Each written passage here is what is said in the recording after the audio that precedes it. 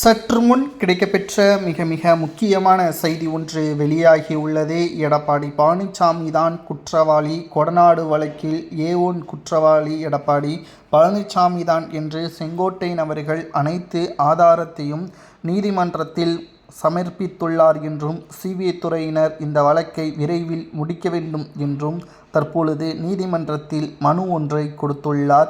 இந்த வழக்கு தற்பொழுது இறுதி கட்டத்தை எட்டியுள்ளது. சமீபத்தில் எடப்பாடி பழனிசாமி அவர்கள் தன்னுடைய சுயநலத்திற்காக ஓபிஎஸ் அவர்களை சந்தித்த நிர்வாகிகளை பதவியிலிருந்தும் கட்சியிலிருந்தும் நீக்கி வருகிறார். அந்த வரிசையில் சமீபத்தில் செங்கோட்டையனையும் நீக்கியுள்ளார். இது அவருக்கு மனவேதனையையும் ஏற்பட்டுள்ளது.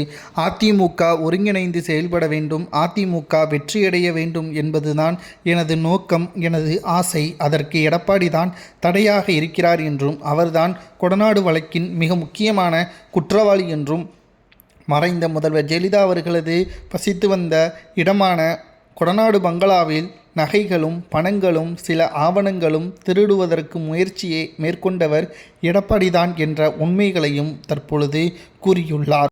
ஆனால் நீதிமன்றத்திற்கு ஆதாரங்கள் தான் தேவை. இந்த நிலையில்தான் தன்னுடைய சில ஆதாரங்களை ஒட்டுமொத்த ஆவணங்களுடன் சிபிஐ துறைக்கு சமர்ப்பித்துள்ளார். மேலும் சிபிஐ துறை அதிகாரிகள் இதை நீதிமன்றத்தில் சமர்ப்பித்துள்ளதாகவும், இதனால் இந்த வழக்கு மீண்டும் விசாரணைக்கு வரவுள்ளதாகவும் தகவல்கள் கிடைக்கப்பெற்றுள்ளது. இந்த வழக்கின் விசாரணை தொடங்கிவிட்டால் எடப்பாடி பழனிசாமி அவர்களை விசாரணைக்காக டெல்லிக்கு அழைத்து செல்வார்கள்.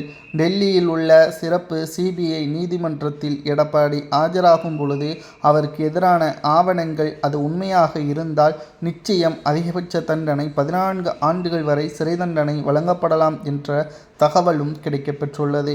அது மட்டுமல்ல, அதிமுகவின் தொண்டர்களை எடப்பாடியை கட்சியிலிருந்து நீக்கி விடுவார்கள். எடப்பாடி பழனிசாமி செய்த தவறு அதிமுகவிற்கும் மறைந்த முதல்வர் ஜெயலலிதா அவர்களுக்கும் செய்த துரோகம் என்று கூறி அவரது அடிப்படை உறுப்பினர் பதவியிலிருந்தும் எடப்பாடி பழனிசாமியை நீக்குவதற்கான வாய்ப்புகளும் சாத்தியக்கூறுகளும் இருப்பதாகவும் நம்மால் பார்க்க முடிகிறது. செங்கோட்டையன் அவர்கள் கூறுவது உண்மையா அல்லது கட்சியிலிருந்து நீக்கப்பட்டதாக கூறிய நிலையில் அவர் ஆதங்கத்தை வெளிப்படுத்துகிறாரா என்பதை அதிமுகவின் உண்மையான தொண்டர்கள் கமெண்ட் வாயிலாக கூறுங்கள்.